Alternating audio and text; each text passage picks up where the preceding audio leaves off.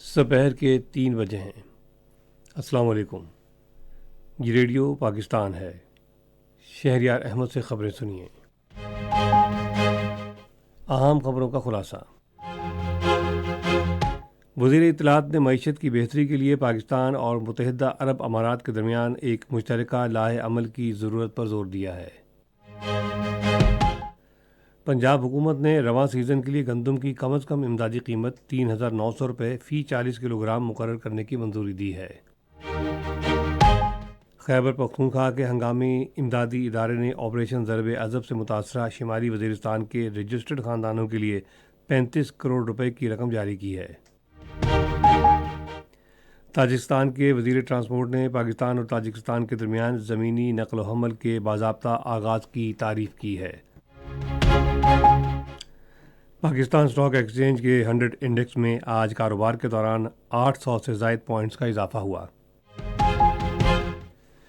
عالمی بینک اور اقوام متحدہ کی ایک مشترکہ رپورٹ میں کہا گیا ہے کہ غزہ میں اسرائیلی بمباری کے پہلے 4 ماہ کے دوران اہم عمارتوں اور تنصیبات کو $18.5 ارب کا نقصان پہنچا ہے۔ اور اب خبریں تفصیل کے ساتھ۔ اطلاعات و نشریات کے وزیر عطا اللہ تارڑ نے کہا ہے کہ پاکستان وزیر اعظم شہباز شریف کے تصور کے مطابق متحدہ عرب امارات کے ساتھ تجارتی اور کاروباری تعلقات میں مزید اضافے کا خواہش مند ہے۔ انہوں نے متحدہ عرب امارات کے سفیر حماد عبید ابراہیم سالم الزابی سے اسلام آباد میں ملاقات کے دوران ملکی معیشت میں بہتری لانے کے لیے مشترکہ لائحہ عمل کی ضرورت پر زور دیا۔ وزیر اطلاعات نے کہا کہ پاکستان اور متحدہ عرب امارات کے درمیان مشترکہ ورثے اور کثیر جہتی تعاون کی بنیاد پر مضبوط تعلقات قائم ہیں۔ انہوں نے کہا کہ پاکستان کی عوام متحدہ عرب امارات کو اپنا دوسرا گھر سمجھتے ہیں۔ دونوں رہنماؤں نے 2 طرفہ تعلقات اور مختلف شعبوں میں تعاون کے فروغ سمیت باہمی دلچسپی کے امور پر تبادلہ خیال کیا۔ متحدہ عرب امارات کے سفیر نے بشام میں دہشت گردی کے واقعے کی مذمت کی۔ انہوں نے کہا کہ دونوں ملکوں کی قیادت کے ویژن کے مطابق ہم باہمی تعلقات کو مزید فروغ دینے پر یقین رکھتے ہیں۔ پنجاب حکومت نے رواں سیزن کے لیے گندم کی کم از کم امدادی قیمت 3,900 روپے فی 40 کلو گرام مقرر کرنے کی منظوری دے دی ہے۔ اس بات کا فیصلہ آج لاہور میں وزیر اعلیٰ مریم نواز کے زیر صدارت صوبائی کابینہ کے اجلاس میں کیا گیا۔ وزیر اعلیٰ نے آئندہ سال کے لیے گندم خریداری پالیسی کی بھی منظوری دی۔ انہوں نے فوری مقدمات نمٹانے کے لیے ایک خصوصی ٹرائل عدالت کے قیام کی بھی منظوری دی، جس میں بچوں کے ساتھ ناجائز سلوک اور بے حرمتی کے مقدمات تیزی سے نمٹائے جائیں گے۔ پنجاب حکومت نے کوڑا کرکٹ ٹھکانے لگانے کے ایک بڑے منصوبے کو تیار کیا ہے۔ وزیر اعلیٰ مریم نواز نے آج لاہور میں ایک اجلاس کی صدارت کرتے ہوئے بلدیات کے صوبائی وزیر کو اس حوالے سے ٹھیکے کے عمل میں شفافیت یقینی بنانے کی ہدایت کی۔ انہوں نے کہا کہ صفائی کے حوالے سے احکامات پر بھی عمل درآمد یقینی بنایا جائے اور اس ضمن میں کوئی کوتاہی برداشت نہیں کی جائے گی۔ اجلاس کے دوران پورے صوبے میں منصوبے پر عمل درآمد کے امور زیر بحث آئے۔ خیبر پختونخوا کے ہنگامی امدادی ادارے نے ضلع شمالی وزیرستان کے آپریشن ضرب عضب سے متاثرہ رجسٹرڈ خاندانوں کو معاوضوں کی ادائیگی کے لیے 35 کروڑ روپے جاری کر دیے ہیں۔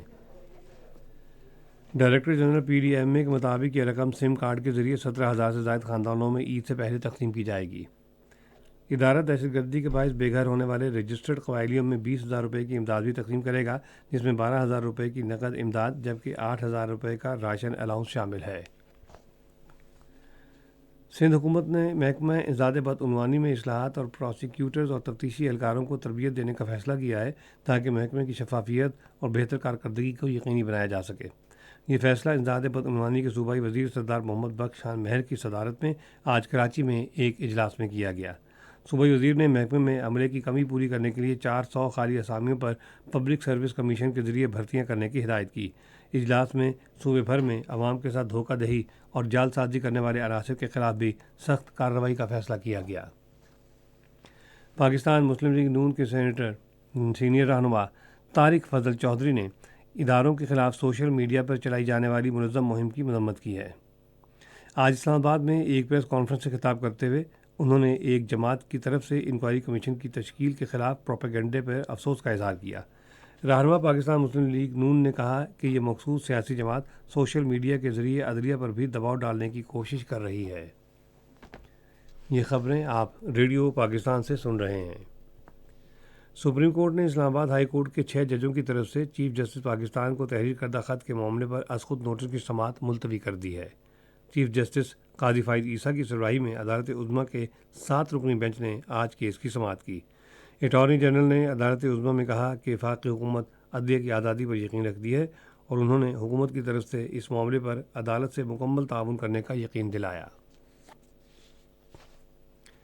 چاول کی اقسام کے حوالے سے جائزہ کمیٹی نے پاکستان میں کاشت کے لیے زیادہ پیداواری صلاحیت کے حامل چاول کی ہائیبرڈ اور سپر چاول کی اقسام کی سفارش کی ہے۔ یہ سفارش کمیٹی نے اسلام آباد میں پاکستان زرعی تحقیق کی کونسل کے ساتھ ایک اجلاس کے دوران کی۔ ان اقسام اور ہائیبرڈ کے متعارف ہونے سے کاشتکاروں کی پیداواری صلاحیت اور منافع میں اضافہ متوقع ہے۔ اس موقع پر چیئرمین PARC غلام محمد علی نے ملک میں چاول کی فصل میں بہتری کے لیے تحقیق میں دلچسپی کے حوالے سے سرکاری اور نجی شعبوں کے اہم کردار کو سراہا۔ علاقائی تجارت کو فروغ دینے میں ایک اہم پیش رفت کے طور پر نیشنل لاجسٹک سیل کے ٹرکوں کا ایک کارواں 1400 کلومیٹر سے زائد فاصلہ طے کر کے تاجکستان کے دارالحکومت دوشنبے پہنچ گیا ہے۔ NLC کے ٹرکوں کے ذریعے آلو کی کھیپ برآمد کی گئی ہے، جس نے اوکاڑا اور رحیم یار خان سے دوشنبے کا فاصلہ صرف 7 دن میں طے کیا۔ بین الاقوامی روڈ ٹرانسپورٹ کے تحت افتتاحی قافلے کی آمد کے موقع پر دوشنبے کسٹم ٹرمینل پر ایک خصوصی تقریب ہوئی۔ تقریب سے خطاب کرتے ہوئے تاجکستان کے وزیر ٹرانسپورٹ عظیم ابراہیم نے کہا ہے کہ پاکستان کے اہم ادارے کی جانب سے زمینی نقل و حمل کا باضابطہ آغاز قابل ستائش ہے۔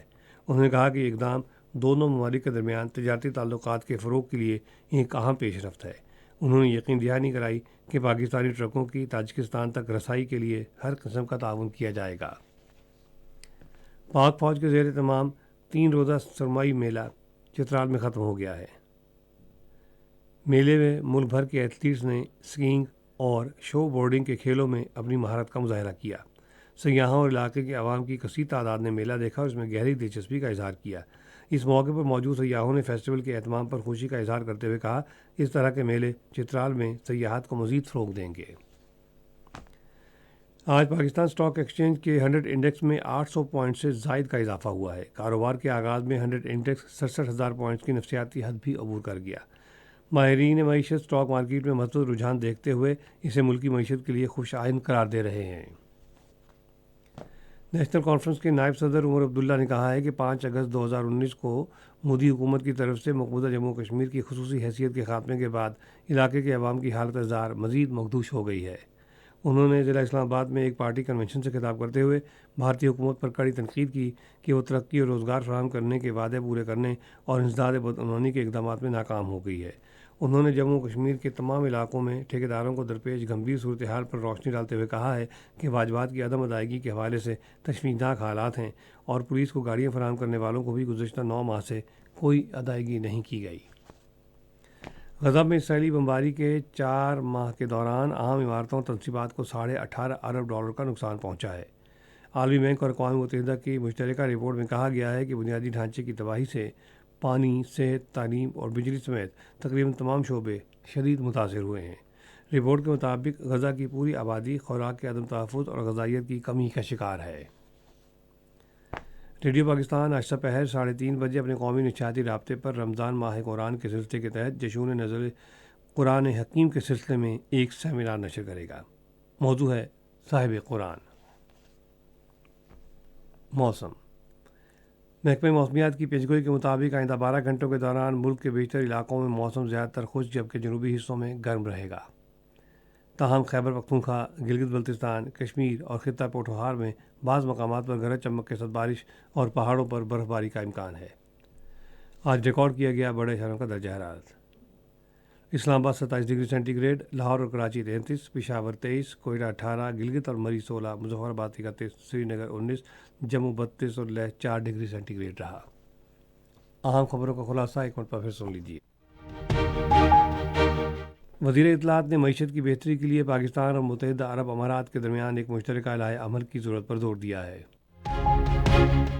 پنجاب حکومت نے رواں سیزن کے لیے گندم کی کم از کم امدادی قیمت 3,900 روپے فی 40 کلو گرام مقرر کرنے کی منظوری دی ہے۔ خیبر پختونخوا کے ہنگامی امدادی ادارے نے آپریشن ضرب عدب سے متاثرہ شمالی وزیرستان کے رجسٹرڈ خاندانوں کے لیے 35 کروڑ روپے کی رقم جاری کی ہے۔ خبریں ختم ہوئیں۔ مزید خبروں کی تصویر کے لیے آئیے ہماری ویب سائٹ پر، پتہ ہے radio.gov.pk اور فیس بک کے link radio Pakistan news official پر براہ راست ویڈیو سٹریمنگ بھی ملاحظہ کیجیے۔